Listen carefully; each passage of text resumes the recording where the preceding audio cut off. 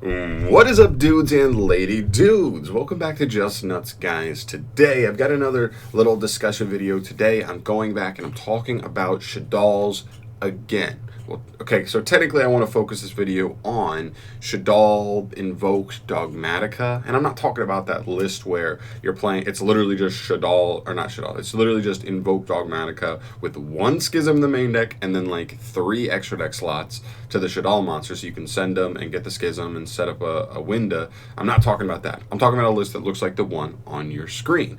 I'm talking about a one where we're playing like 8 Shaddolls monsters, 6 different Shaddolls fusions and a trap, as well as you've got like 7 to 8 like Shaddolls cards in your extra deck. So I'm not talking about that just like invoke Dogmatica with like a little tiny Shaddolls engine sprinkle in. I'm talking about this specific build that is centric more on the Shaddolls cards, because I don't think enough people are taking advantage of what they give you. And they're only going to get better because we already have 2 cards in the OCG Selection 10 that I believe are confirmed for that new set that was confirmed for, what is it, the past, like cards of the past, whatever that new set is, coming in March of 2021. We're a little bit of ways away, but still, I think this deck right now is already at a level where it can play like with tier 1 decks. I think this could be arguably a tier 1 deck. So I'm going to be giving you 5 reasons why more people should be playing this deck. They just should be, okay? This deck does not see it as much play as it should. So without further ado, let's just jump in. First reason here, I've got, one more thing I want to say.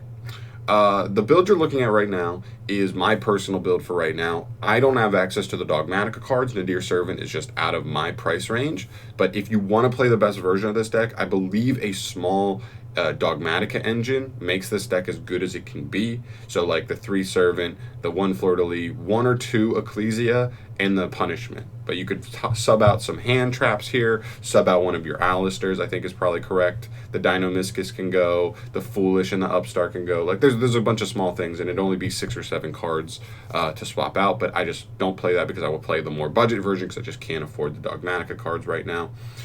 So just keep that in mind. But I do believe the Dogmatica version is the best version you can play. Great. That's out of the way. Moving on here. The first reason why this deck needs to see more play is that it has so many power cards. Even in my list, it already has like a hefty number of power cards. But with the Dogmatica version, has even more, right? So what I mean by power cards is just how many cards are just like absolute negates, right? Must negate cards because your opponent cannot let them resolve.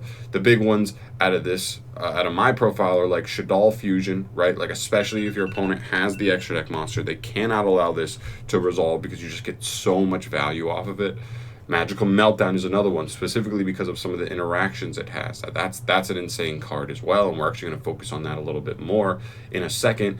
And something like Schism. Like Schism is just so strong. If Schism resolves more than once in a duel, like I don't see how you lose that duel. So this deck just has so many power cards, and you have cards to protect those cards too. Like these 2 are both ashable. Well, that's why we got Called by the Grave, and that's why we have Gamma, because they both protect those cards and allow them to resolve. So yeah, they're just insane. And then also throw in the Nadir Servant for the Dogmatica package, and now you're looking at 10 different cards that are like all must negates. You're playing a 39 card deck. You've got the Called and the Gamma to protect them, so it's making it even harder for your opponent to try to stop those cards.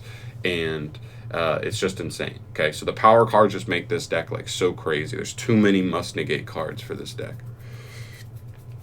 The second reason why more people should play this deck is Magical Meltdown itself, and that's it. Just Magical Meltdown. This card is absolutely insane. I think if this card doesn't do what it does, I don't think this deck could even be considered tier 1. Here's the big thing with Meltdown, and why Meltdown's better in this version than it is in like the Dogmatica invoked version, like the strictly Dogmatica invoked version. It's because you actually get to take advantage of its like on-field effect, which says the activation of your cards and effects that include an effect that fusion summons a monster cannot be negated. Also, your opponent's cards and effects cannot activate when a fusion monster is fusion summoned. So what that means is like your opponent can't respond after you've summoned a monster to the response, cannot respond to the summon of a fusion monster, and they can't not negate any of your fusion spells. So if you try and Shaddolls Fusion under Meltdown, can't even do anything. Invocation under Meltdown cannot negate it. Schism under Meltdown cannot negate it. They just can't. They can't do any of that. So that's insane. And they have busted interactions, like if you summon Apcolone or invoked Algoides under Magical Meltdown, they are going to trigger on summon to either permanently negate a face-up card or just pop a special summon monster, and your opponent literally cannot respond to that. They have to let that just go through. They have to just eat whatever you're going to do to them. You're going to get a free removal, and then Algoides is a disruption from there. You're going to get Apcolone to negate, and then Apcolone floats from later on, like when it leaves the field. So it's just, you have some busted interactions that allow you to, like, mid-game be just, like, untouchable, and even going second, if Meltdown is able to resolve, you're able to just, like, do things under your opponent that's just, like, they're just like, oh, shit, I can't respond. So it creates a lot of misplays where they're just wasting cards and wasting disruptions that they can't even do, and it just hurts them at the end of the day. So Meltdown is definitely one of the biggest parts of this deck. So that's the second reason why more people need to be playing this deck, because Meltdown is insane with the Shaddolls cards. Insane. Moving on to the third reason. Third reason why more people need to play this deck, and I'm looking down in my notes because I wrote them down so I didn't forget, is this deck actually breaks boards going second. And that partially goes into the notion with, like, Meltdown. Well, not as much, okay, maybe not as much breaks boards going second, but which it can. But it's, like, more so, it's more so the deck can just generally go second. You have all these power cards, like I said, Shaddolls Fusion. If you can bait all your opponent's negates and the last card you activate Shaddolls Fusion, you probably just broke the board right there. Right? Meltdown, if they let a Meltdown stick going second because they're like, okay, I'll negate the Alistair, it'll be no big deal. You still just like can activate Shaddolls Fusion, can activate El Shaddolls Fusion, Invocation, and your opponent can't even respond to that. So then you summon one of these guys, they can't respond, or actually they can't negate it. They can respond to it, they can't negate it. But then you summon Algoides or Apcolone, and then they just can't even respond to that. And you're negating something, and then you'll beat over some cards. They lost a negate for the whole duel, and you're working through them, right? Not only that, but you're able to play hand traps. At least I am here because a lot of the hand traps we're playing are lights, so they actually can work with the fusions to make yourself a construct, which gets you just so much value. So even drawing something like Driver is still just, it's just construct fodder, so it's not even that big of a deal. Before I was actually playing Nibiru, and 2 Nibiru instead of the Dynamiscus. I put them down here. So I was playing 12 hand traps. I'm on 10 right now. That's up to you. This is just something I was actually just trying out for right now, just to see how it would go. It's a utility card, but still, you could afford to play 12 hand traps, and I was seeing very consistent hands even with 12 hand traps, because, like, if you don't draw any Shaddolls cards or fusion cards, but you just draw, like, an invoked engine card, you still just go one card Macabre with 3 hand traps in hand. You're just like, okay, that works. That'll stall me till I get to more, like, power cards, and, like, we know how the Alistair, the invoked engine adds back Alistair every turn, so you're just concurrently, like, summoning Alistair and just applying the pressure every single turn with that engine. So yeah, the deck can go second. It really can. So do not sleep on that fact either, as you might have been like, oh, but, like, negate the fusion spell, you lose. Not really, because this build has so many different cards you can use to, like, apply pressure to your opponent. The fourth reason, we're going to go to the fourth reason, is this deck has a lot of utility. There's a lot of utility for this deck, more than you'd think. It's not just Winda, Construct, Macabre. I mean, those are the main points of, like, what the deck likes to do, but there's a lot of other small things too. You've got cards like Foolish Burial, you've got cards like Apcolone, which give you the ability to, like, search any card, Constructs dumping anything and adding it back. But we have a new couple things of utility added on. With the Dogmatica package, you get a lot of utility in terms of extending through plays, as well as applying more damage. One thing with, like, Shaddolls is sometimes they struggle to put up, like, pure damage.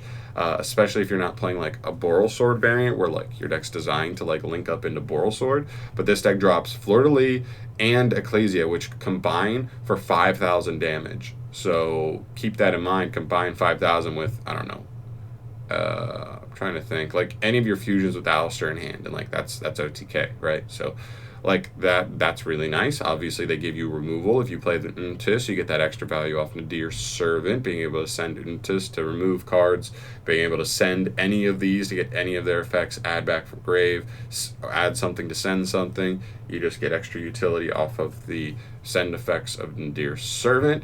You get added benefits from Schism, just because most decks in the game play darks and then some lights.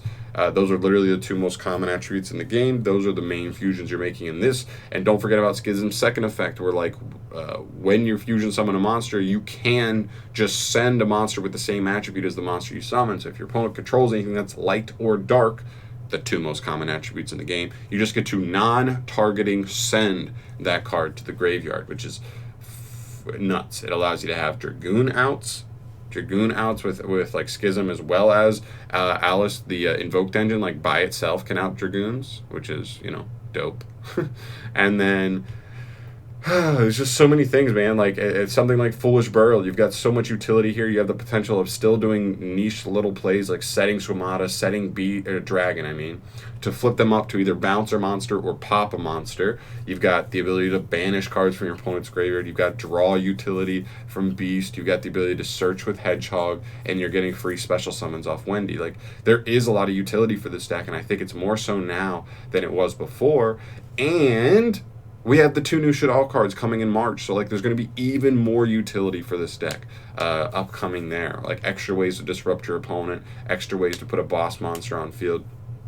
Some really, really powerful one-of Shaddolls cards coming up in March, so keep an eye out for those as well.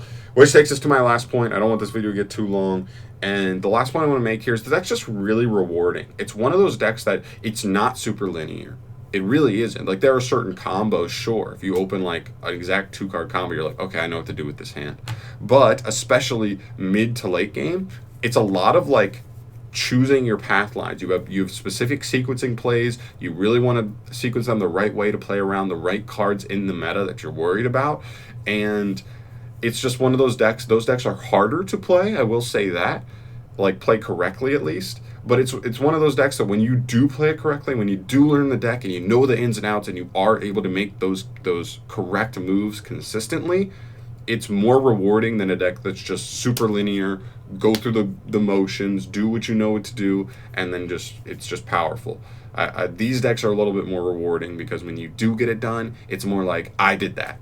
Not my deck earned the win. I earned the win because I played correctly. I played around that specific card and they had it, and they didn't even get a chance to use it, and it led me to a win. So it's a very, very rewarding deck as well. It's not the easiest deck to play, but once you do pick it up and you do get used to it and do get more acclimated, it is really, really rewarding. So that is going to do it for me here, guys. Those are the 5 reasons why I believe more people should be playing Shaddolls, Invoked, Dogmatica, like the real Shaddolls version, not with the one Schism and then some extra deck cards, the real Shaddolls build, because I think that build arguably has some bonuses over the other deck and is arguably just straight up better because it has better grind game and all that stuff than that deck. So definitely, if you have not yet and you're interested, give this deck a look like I have here. I don't even play the Dogmatica stuff, so if you don't want to try the Dogmatica stuff, I think this just Invoked Shaddolls is still really, really strong, but way, way budget too. I mean, literally, like, Schism's a couple bucks, and then everything else here, unless you, like, if you don't have Ash, like, okay, whatever. That's on you. Other than that, it's like the Invoked package has a couple cards that are worth a little something, something, but other than that, it's like, this whole thing is like Shaddolls structure deck, a couple of hand traps, and then the Invoked package. It's like all you need. It's super cheap, it's super affordable, and it's super competitive. Super competitive. So definitely check it out, guys. Let me know in the comment section down below what you think on this deck. If you think I'm overselling it, if you think I'm underselling it, what do you think? As well as maybe throw down another deck that you think is underplayed that should see more play going forward, because I'm thinking about making this a series and just talking about underrated decks that should be played more than they are. But that's going to do it for me here, guys. Thank you so much for watching. As always, subscribe to the channel if you want to see more videos like this one in the future. And I'll see you in the next one. Peace.